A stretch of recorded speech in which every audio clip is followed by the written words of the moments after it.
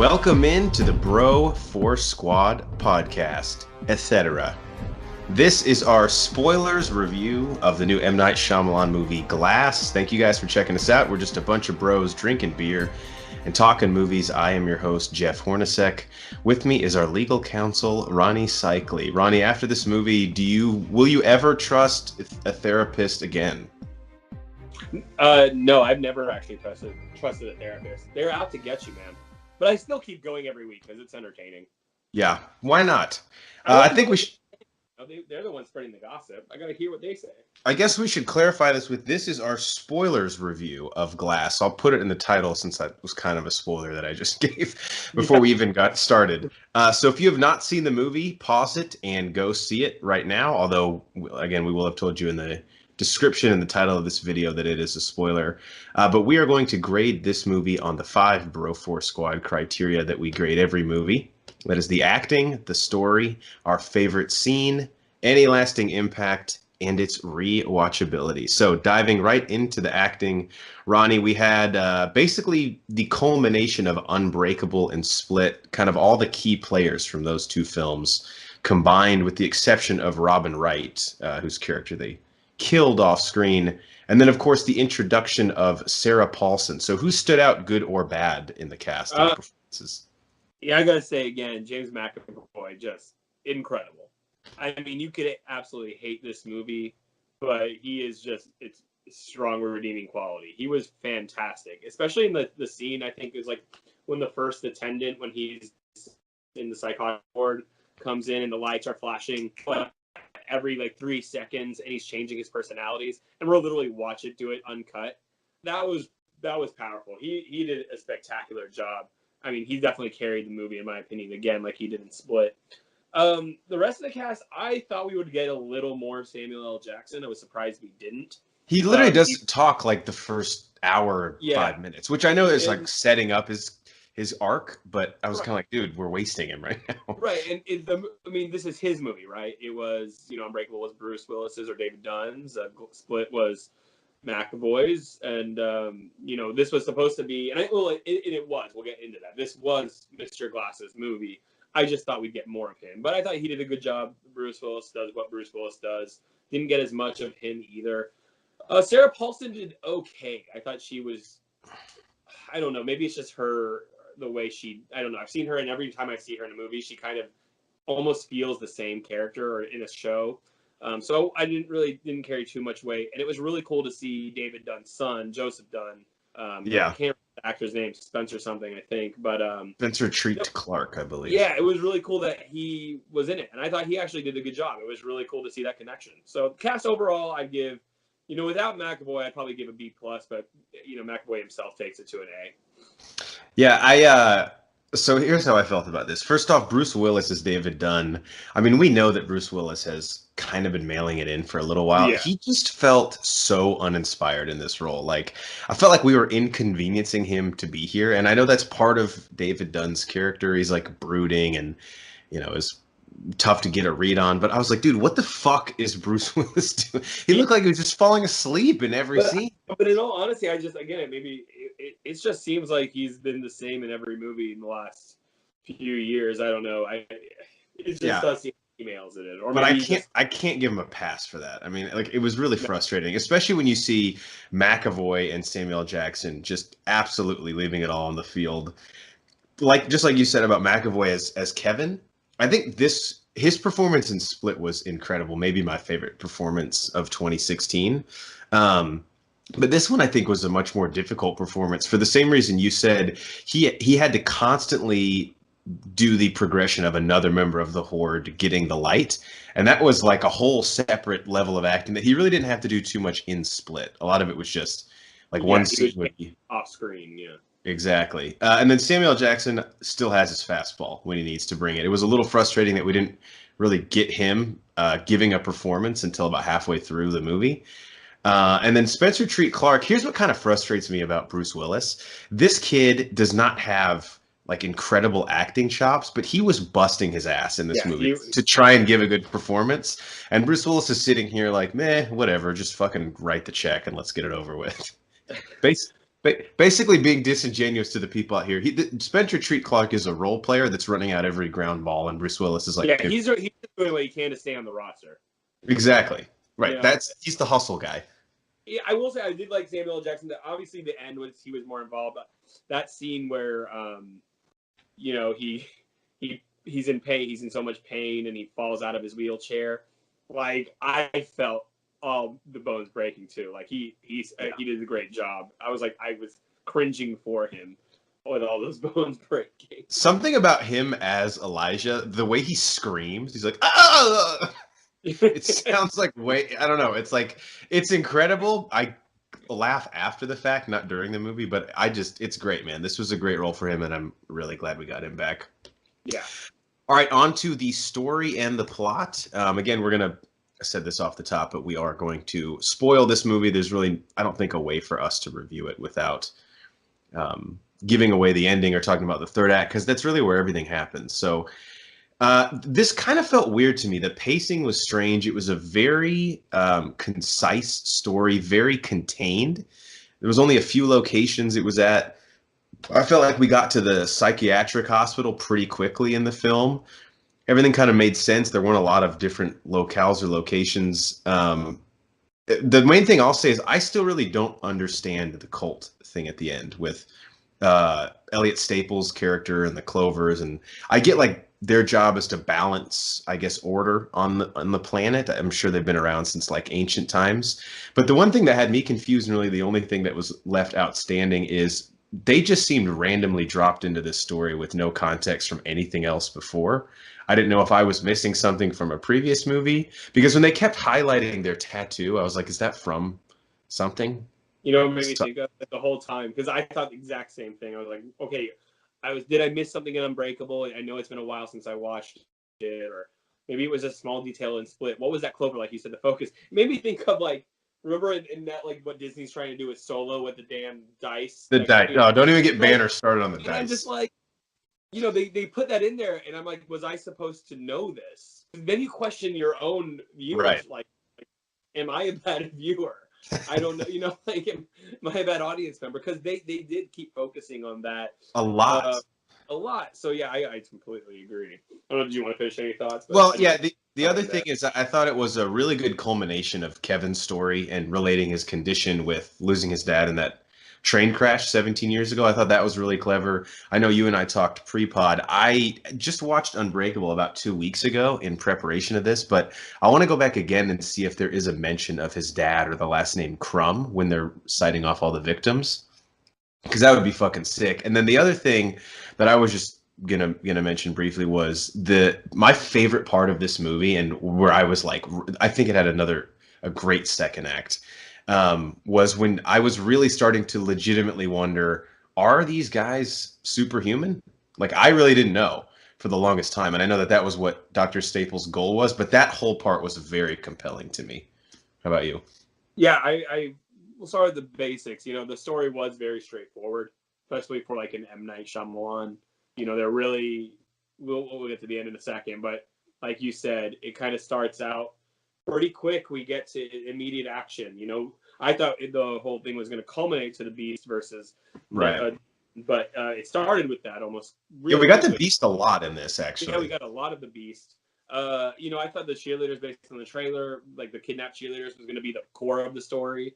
You know, they were missing girls again, and that was going to be an involvement. That all gets solidified really early on, and then I mean, they get to the psych ward, and um, you know, I was really questioning, okay, why the hell is Bruce Willis in there?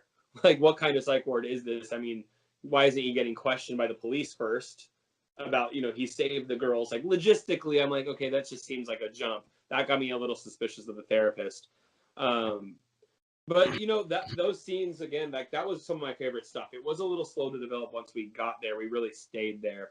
I did have an issue of confusion why the girl from the last movie had such an interest in seeing her captor. I mean, Yeah. I get it. Like, he was fascinated. She knows he was sick, but that was a little bit of a stretch to me. I think they were just trying to bring on that give that human element, the fact that she was so meaningful to Kevin or the Beast or Patricia or whoever you want to say he is. Right.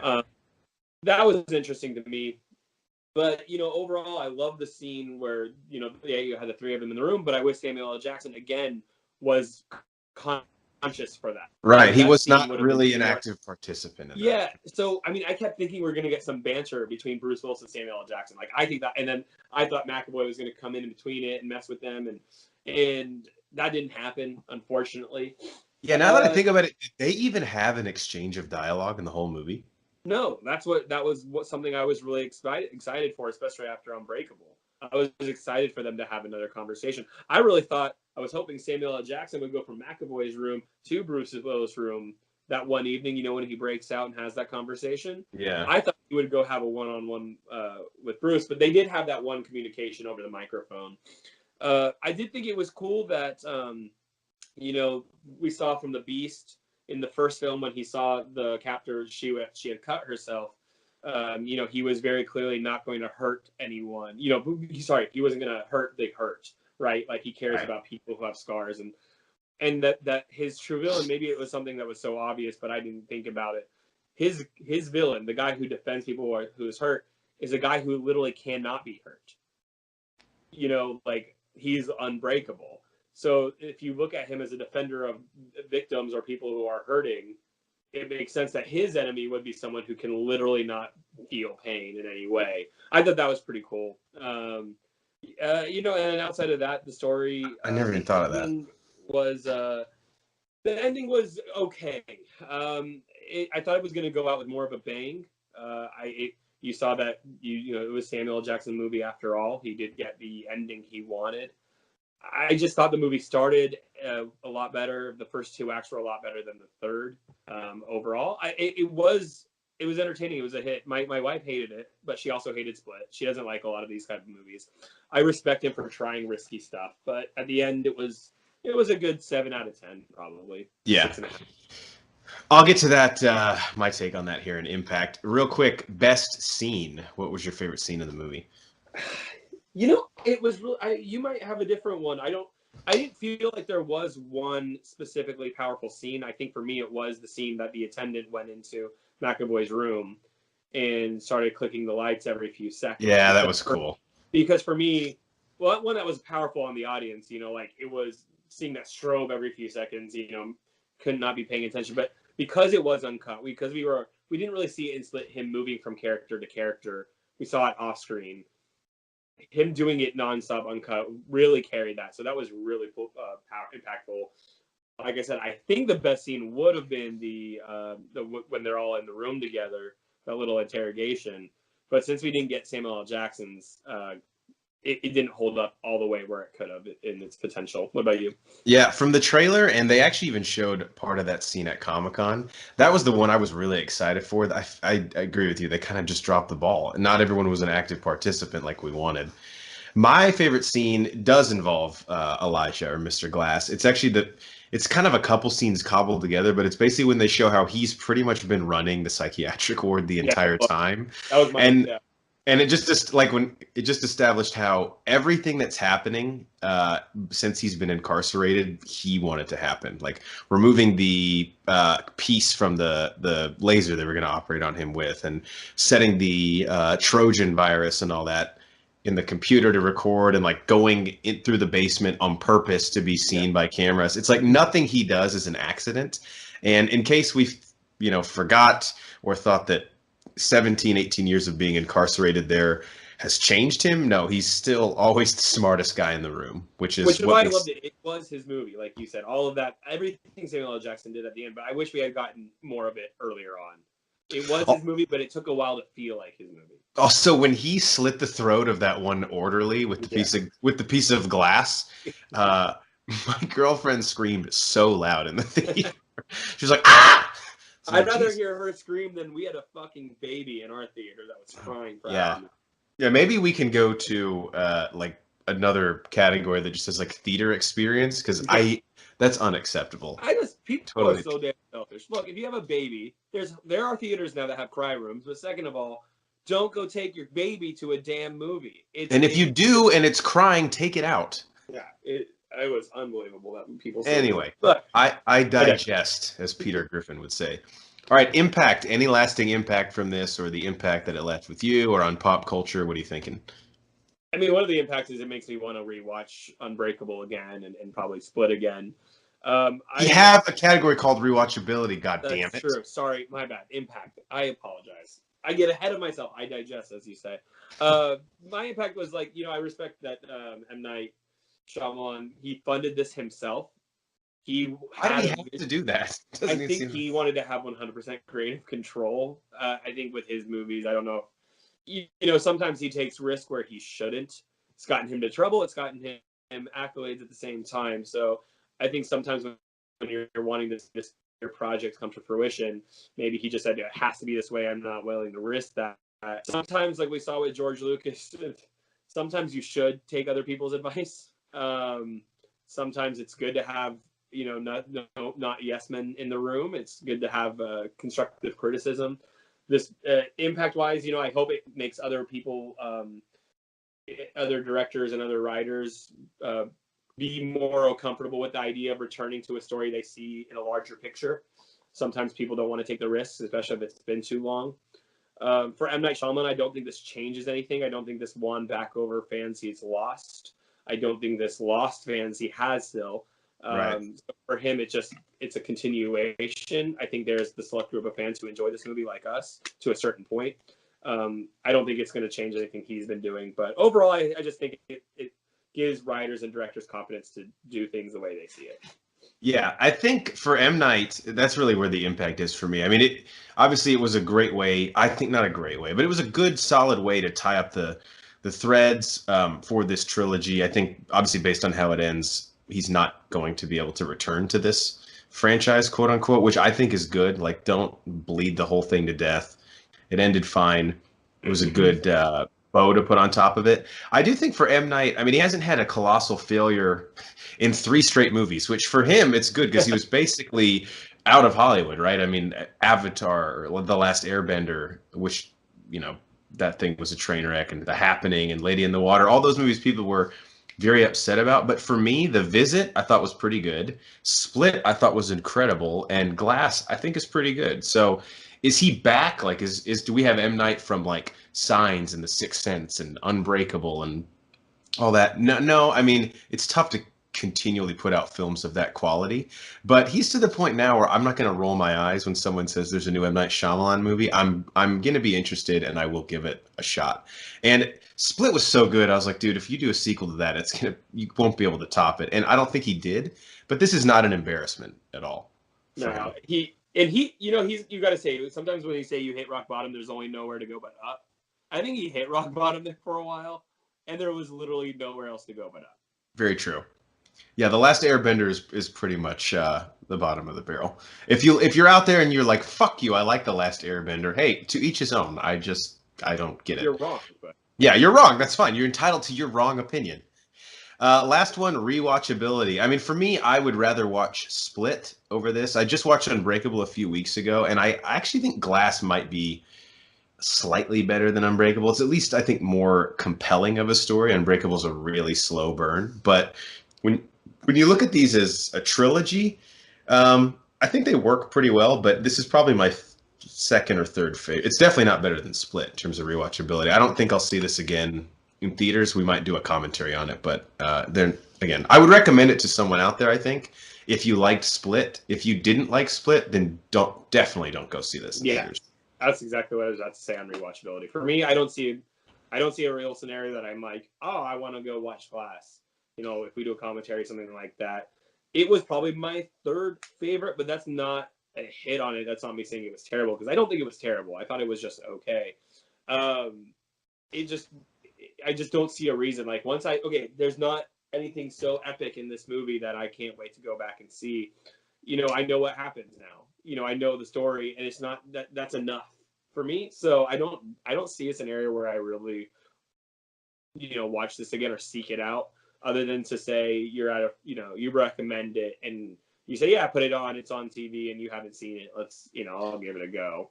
But I'll But probably be also, I don't think the twist in it is crazy enough to where, like, you and I do this with each other a lot. Like, one of us comes over and we're like, "Oh, you haven't seen Glass? We have to watch it." yeah. This this isn't at that level for me. It's just a good, like you said, just a good solid movie. I didn't hate it. It's a good way to start the year. It definitely could have been worse based on some of M. Night's flops in the past. So I'm at least glad to see that he's back to competent filmmaking that makes And sense. not scared.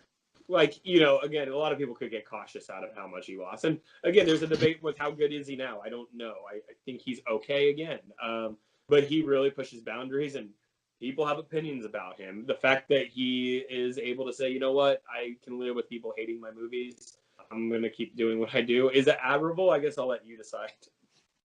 Yeah, I think with this one he did feel a little bit like, all right, I don't want to throw up like a crazy Hail Mary at the end, just because it would be even more polarizing. I think the end was relatively safe in regards to how he tied up all the For an M. characters. Night, that's for sure. Yeah, definitely. All right, for our legal counsel Ronnie Cycli, I've been the mayor Jeff Hornacek, and we are the Bro Force Squad podcast. Thank you guys for checking us out. Comment below your thoughts on Glass. You can follow us on iTunes, Spotify, and YouTube. Bro Force Squad, 3 words is what you search there. Check us out on Letterboxd and all the movies we watch in our reviews. Follow us on Twitter at Bro Force Squad, and check out everything we're doing on our website, broforcesquad.com. Till next time, we'll see you later. I loved his Kevin's personality. That was the Japanese cinema from like 1950 to 1980. Yeah, and it was